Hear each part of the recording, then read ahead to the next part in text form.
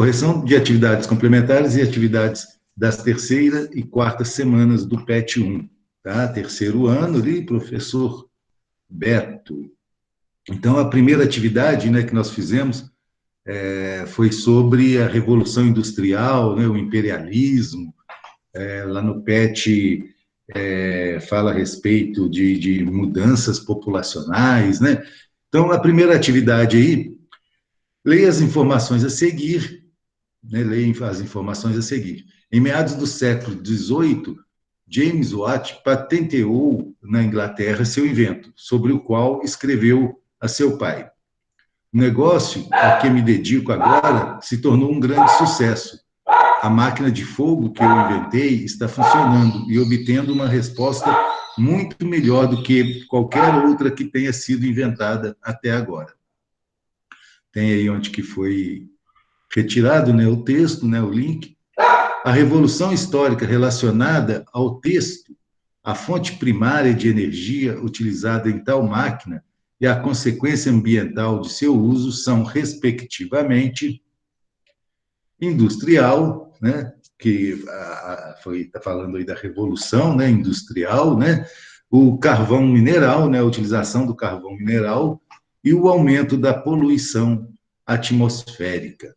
Tá? Então, são consequências aí, né, do invento, né, do James Watt, né?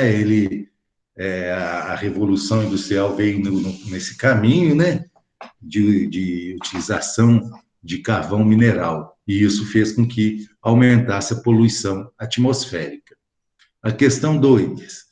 O acúmulo de capitais, a modernização da agricultura, a disponibilidade de mão de obra e de recursos naturais e a força do puritanismo ajudam a explicar o pioneirismo na Revolução Industrial.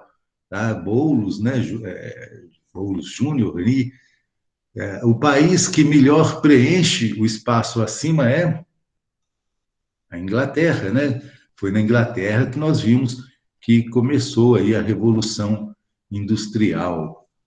Então, a questão 3. Leia o texto a seguir. Por mais que retrocedamos na história, acharemos que a África está sempre fechada no contato com o resto do mundo. É um país criança, envolvido na escuridão da noite, aquém da luz da história, consciente.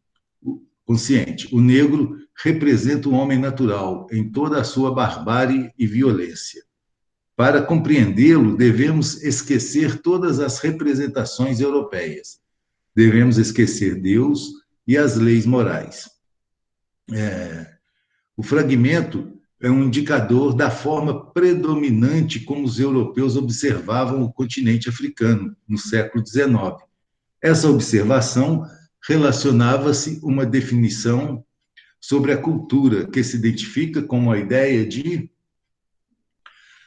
progresso social, materializado pelas realizações humanas como forma de se opor à natureza.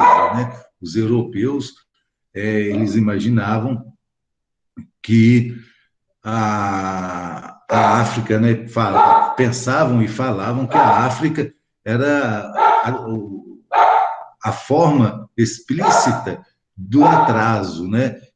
Tanto cultural, como progresso industrial, como religioso, e que os europeus eram o que se tinha, né, de melhor nesses aspectos, né? E por isso existe o egocentrismo europeu, né? Em que eles se achavam o centro do mundo. Até hoje, Bom dia, né? Beto. Oi. Bom dia, Beto. Bom dia. Bom dia. Ô, E até Beto, hoje... só Oi. interrompendo rapidinho. Pode mandar as atividades atrasadas? Pode, claro, e deve. Pode voltar aqui? Pode. Obrigado. Então, até hoje, quando a gente olha, observa um mapa mundi, pode ver que a Europa ela está lá no centro do mapa, né?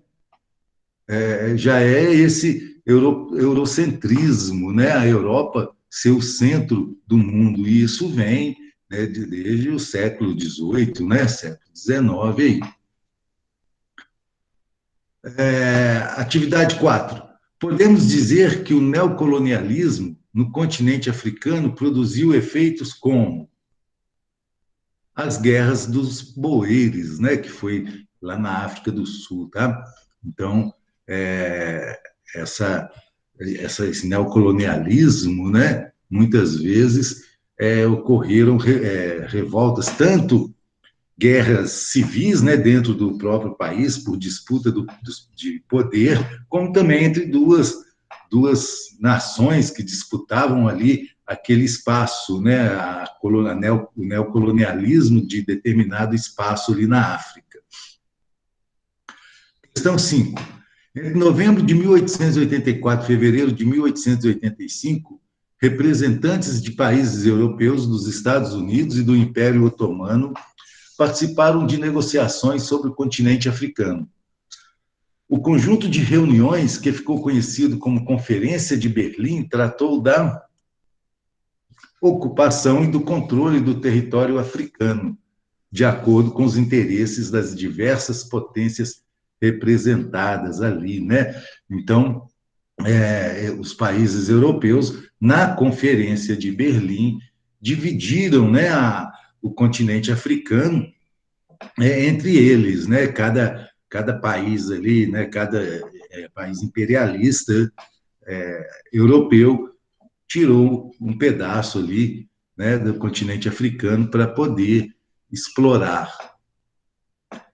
Agora, as atividades lá do PET, né? Nós corrigimos aquelas atividades avaliativas, né? Então, agora, atividades do PET.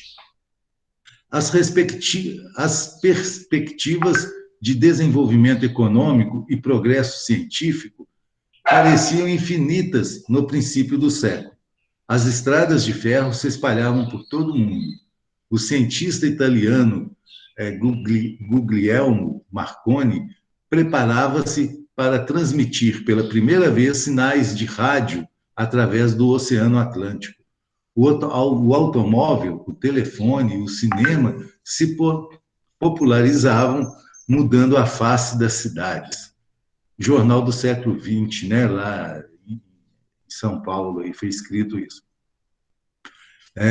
O texto refere-se a um contexto de inovações tecnológicas propiciadas pela segunda revolução industrial, né, marcada pela aplicação de descobertas científicas, a produção, pela utilização da energia elétrica e o desenvolvimento de indústrias químicas. A próxima aí. No final do século XIX, deu-se passagem do capitalismo da livre concorrência para o capitalismo dos monopólios. Nesse período, situa-se a fase em que, para as grandes potências industriais, a exportação de capitais tornou-se mais importante do que a exportação de mercadorias. Esta é uma das explicações para a origem do imperialismo, né? Do neocolonialismo também. Então, os países eles davam mais importância, né, a exportar dinheiro, né, a investir, a dominar determinadas regiões, do que mesmo vender os seus produtos, né? Porque eles precisavam muito também de matéria-prima, né? E a matéria-prima na Europa era muito escassa. Então, a matéria-prima que eles necessitavam para o desenvolvimento das suas indústrias, eles encontravam principalmente ali na África, né, bem próximo ali da Europa. Então, eles davam muito mais importância a buscar, né, a colonizar, né, a implantar o imperialismo nesses países, né, do que mandar os seus produtos. É lógico que eles buscavam matéria-prima, produziam e depois vendiam também esses produtos nesses países, né, nessas novas colônias aí. Questão 3. A expansão imperialista pela África e Ásia teve consequências profundas que afetaram as economias, as instituições políticas e as culturas dessas sociedades. Cite algumas consequências dessa expansão imperialista. Eu citei algumas ali, né? Demarcação de fronteiras, né? No domínio ali da Ásia e da África, né? Os países europeus dividiam, né, vamos pegar, por exemplo, o continente africano, e demarcavam as fronteiras, né, o que seria aí de cada país. E isso vai causar um problema muito sério na África, e que a gente vê até hoje, né, a ocorrência de muitas guerras civis, porque os europeus, quando demarcavam um determinado espaço e tornavam aquele espaço uma colônia, eles não levavam em consideração se dentro daquele espaço os grupos que habitavam aquele espaço, se eles eram amigos, se eles eram inimigos, e muitas vezes delimitavam uma área, e dentro dessa área tinha 2, 3 tribos ali que eram inimigas. Tá? E isso vem repercutir, né, até hoje em dia, porque existem muitas guerras civis pela disputa do poder entre esses antigos povos que até hoje, né, não se normalizaram, né, e estão ali dentro de um mesmo espaço criado pelos europeus. Tá? Não foi aí os próprios africanos que dividiram, né, aquele espaço entre grupos diferentes, cada um com a sua ideia, com a sua religião, com a sua cultura. Então, colocaram, né, vários grupos dentro de um mesmo espaço, sem levar em consideração a cultura, sem levar em consideração a proximidade entre esses grupos. Uma outra consequência, foi o que nós falamos, série de disputas étnicas, né, durante o neocolonialismo, exploração econômica e a violência, né, que tanto foi praticada no período aí do neocolonialismo, como depois também de 1945, quando a maioria dos países africanos alcançaram a sua liberdade, né, diante a esse neocolonialismo. Agora voltamos, né, para a atividade avaliativa, que foi aquela atividade sobre Guerra Fria, né, que nós estudamos lá na quarta semana, né? Então, na quarta semana, nós falamos um pouquinho sobre Guerra Fria, expansão e guerra. Então, a questão número 1. A União Soviética transformou-se após 1945 numa das potências mundiais, tanto no campo econômico como técnico. Um dos melhores exemplos dessa transformação é o desenvolvimento da política espacial, representada pela primeira viagem em torno da Terra por Yuri Gagarin, né, que era o astronauta soviético. Então, foi aquela disputa, né? Lembra que nós falamos da disputa armamentista, da corrida, né, armamentista, da corrida espacial, que era entre Estados Unidos e União Soviética. A União Soviética, então, ela deu um passo à frente, né, tanto mandando o primeiro ser vivo, né, para o espaço, que foi uma cachorrinha, né, a cachorrinha chamada Laika, e depois o primeiro homem, né, a fazer uma viagem em torno da Terra foi um soviético, tá, chamado Yuri Gagarin. Depois os Estados Unidos conseguem lançar, né, o homem que vai chegar à Lua, né, então o primeiro ser humano a pisar em um outro corpo, né, fora da Terra, né, no universo fora da Terra, e foi um americano, né, foram os americanos. Mas a União Soviética, dentro dessa corrida espacial, foi o primeiro país a mandar um homem para o espaço. Questão 2. Ao final da Segunda Guerra Mundial, a ruptura do acordo que unira os aliados vitoriosos gerou um ordenamento político internacional, baseado na bipolaridade. Nesse contexto, crises políticas e tensões sociais desencadearam um processo de construção do socialismo em diversos países. Assinale a opção que apresenta uma afirmativa correta sobre a construção do socialismo no mundo pós-guerra. O exemplo aqui é lá da Tchecoslováquia, tá? Então, lá na Tchecoslováquia, o socialismo reformista, baseado na descentralização e liberalização do sistema frente ao modelo stalinista, retomando a política de Brezhnev, foi interrompido pela repressão russa, encerrando a chamada aí Primavera de Praga. Então, a Tchecoslováquia ela não queria seguir a política do Stalin, né? Queria retomar uma política do outro governante, né? Chamado Brezhnev, mas ela foi repreendida pela Rússia, né? E ocorreram muitas revoltas, muitas manifestações, tá? E essas manifestações, né? E essa repressão russa foi chamada de Primavera de Praga.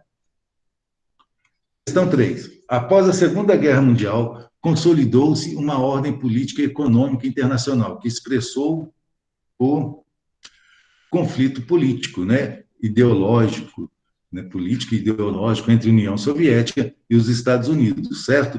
É a chamada Guerra Fria, né? Então, a partir da Segunda Guerra Mundial, né, e lembrando sempre que Estados Unidos e União Soviética lutaram lado a lado contra o nazismo.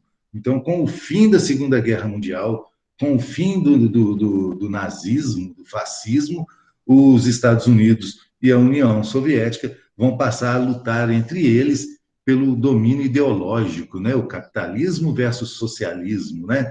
Então, isso vai gerar o que nós chamamos de Guerra Fria.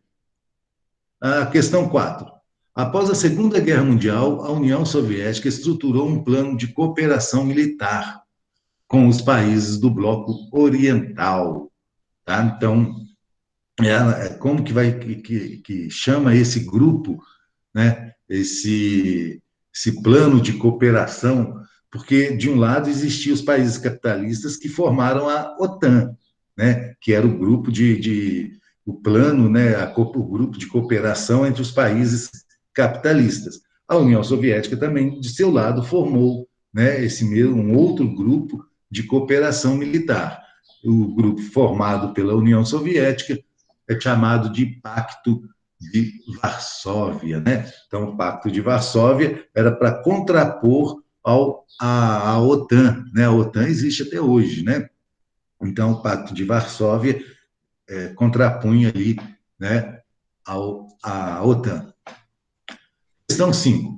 Em junho de 1947, em junho de 1947, o governo dos Estados Unidos passou a implementar um projeto de reconstrução da Europa, denominado Plano Marshall. Qual dos tópicos a seguir não é uma causa desse plano? O Plano Marshall foi o quê? A Europa tinha sido destruída, né, novamente por uma guerra, e os Estados Unidos, para não permitir o avanço do socialismo na Europa, os Estados Unidos, então, vai desenvolver esse plano, chamado Plano Marshall, que era um plano de ajuda para reconstruir a Europa. Então, quais são, né, quais são as causas, né, ou qual é uma das causas desse plano? O temor trazido a seguir não é, né? Então, desculpa. Então, a questão são vários planos, ele quer saber qual que não é uma causa desse plano.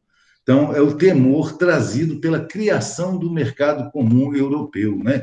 Esse mercado comum europeu é recente, não tem nada a ver com o que ocorreu lá na Segunda Guerra Mundial. O mercado comum é da década de 90 para cá, que vai se começar a desenvolver na Europa. Então, ele não é uma causa do Plano Marshall. As outras ali, sim, né? São causas do Plano Marshall. 6. Os 45 anos que vão do lançamento das bombas atômicas até o fim da União Soviética não foram um período homogêneo, único na história do mundo. Divide-se em duas metades, tendo como divisor de água o início da década de 70. Apesar disso, a história deste período foi reunida sob um padrão único pela situação internacional peculiar que o dominou até a queda da União Soviética. O período citado no texto e conhecido por Guerra Fria pode ser definido como aquele momento histórico em que houve constante confronto das duas superpotências que emergiram da Segunda Guerra Mundial. Lembrando que Estados Unidos e União Soviética nunca entraram em confronto diretamente, tá? Nunca houve uma guerra entre Estados Unidos e União Soviética. Esses confrontos eles eram paralelos, né? Em locais de apoio, né? Por exemplo, na Coreia, no Vietnã. Então, um país apoiava determinado grupo, outro país apoiava o outro grupo, mas confronto direto nunca ocorreu entre Estados Unidos e União Soviética. 7. Foi um período em que a guerra, mas a paz era impossível. A paz era impossível porque não havia maneira de conciliar os interesses de capitalistas e de comunistas. Um sistema só poderia sobreviver à custa da destruição total do outro. E a guerra era improvável, porque os dois blocos tinham acumulado um tamanho poder de destruição, que se acontecesse um conflito generalizado, seria, com certeza, o último, né? Então, os dois países eles possuíam um arsenal, né, de guerra muito grande. Então, se houvesse uma guerra direta entre Estados Unidos e União Soviética, provavelmente o mundo seria destruído. Então, a guerra era improvável, não iria acontecer essa guerra, né? Porque os dirigentes tinham consciência que se tivesse essa guerra, acabaria o mundo. Mas também a paz era impossível, né? Porque não tinha como conviver os dois sistemas ao mesmo tempo. Resposta aí, né? Então, o texto descreve uma problemática que, na história recente da humanidade, ilustra as relações americano-soviéticas durante a Guerra Fria. 8. A Guerra Fria foi a expressão utilizada para caracterizar um tipo de política externa decorrente da polarização do mundo, né? Em dois blocos liderados. Espera aí, tem algo errado? Não é essa daí, tá? É a terceira alternativa ali, tá? A polarização. Então, questão 8. A Guerra Fria foi a expressão utilizada para caracterizar um tipo de política externa decorrente da polarização do mundo em dois blocos político-militares após a Segunda Guerra Mundial, tá? Os Estados Unidos e a União Soviética. 9. Em junho de 1945, logo após a rendição da Alemanha, as potências aliadas se reuniram na Conferência de Potsdam para resolverem algumas questões. Uma delas foi particularmente importante para a política mundial de 1945. Foi a divisão da Alemanha em 4 zonas de ocupação, tá? E depois dessas 4 zonas de ocupação aí, vai acabar sendo dividido em 2 Alemanhas, né? A Alemanha Oriental e a Alemanha Ocidental. A Alemanha Oriental, ideologia socialista, comunista. A Alemanha Ocidental, sofrendo aí a influência capitalista, né? Então, dividiu-se a Alemanha, a princípio, em 4 zonas, né? E depois aí acabou a Alemanha, né, construindo o Muro de Berlim na Alemanha e dividindo em 2 países. Marque a alternativa correta para definir estratégia usada pelos Estados Unidos para salvaguardar os seus interesses na Europa, sendo responsável pela liberação de 17 bilhões de dólares. É o plano Marshall, né, que nós já falamos aí nessa aula, que foi aquele plano de ajuda para a reconstrução dos países europeus. A atividade do PET. Sobre a importância e o significado políticos da queda do Muro de Berlim, assinale a alternativa correta. A queda do muro deu início ao processo de reunificação da Alemanha, né? Aquela Alemanha que era dividida. Quando existe aí a queda do Muro de Berlim, tá? Vai ocorrer o quê? A reunificação do país, né? Vai voltar a ser uma única Alemanha. 2. Um dos maiores símbolos da Guerra Fria foi a construção de um muro dentro da cidade de Berlim, na segunda metade do século XX. Essa barreira de concreto instituiu identidades que estabeleceram fronteiras políticas e culturais. Acerca deste acontecimento, é correto afirmar que o trânsito livre entre o Ocidente e o Oriente berlinense, né? Entre o lado Oriente e o lado Ocidente, no final dos anos 90, promoveu mudanças na economia e no modelo de vida dos alemães orientais. Tá? A Alemanha se reunificou e manteve, né, a ideologia capitalista. Então, aquele grupo de pessoas que estavam do lado do Oriente sofreram, né, uma mudança, né, sofreram um modelo, né, o modelo de vida deles sofreu uma grande mudança, tá? Porque passaram do comunismo para o capitalismo. Questão 3. O socialismo real agora enfrentava não apenas seus próprios problemas sistêmicos, insolúveis, mas também os de uma economia mundial, mutante e problemática, na qual se achava cada vez mais integrado. Com o colapso da União Soviética, a experiência do socialismo realmente existe, chegou ao fim. Pois mesmo onde os regimes comunistas sobreviveram e tiveram êxito, como na China, abandonaram a ideia original de uma economia única, centralmente controlada e estatalmente planejada. Baseado num estudo completamente coletivizado, a partir do trecho citado, aponte algumas consequências da queda do Muro de Berlim para as esquerdas no mundo. Tá? Então, ali, a queda do Muro de Berlim contribuiu para a queda do socialismo, né? A partir da queda do Muro de Berlim, vários países foram deixando aí de manter a ideologia socialista e aderindo ao capitalismo. Alguns países, como a China, por exemplo, manteve, né, o comunismo, mas hoje em dia já existe ali uma certa abertura para o capitalismo. Então, a ruína do socialismo no bloco já estava em andamento por causa de contradições observadas dentro dos próprios países onde ele foi implantado. A queda do Muro de Berlim só foi mais um elemento que acelerou mais ainda esse processo e significou um enfraquecimento para as esquerdas em todo o mundo.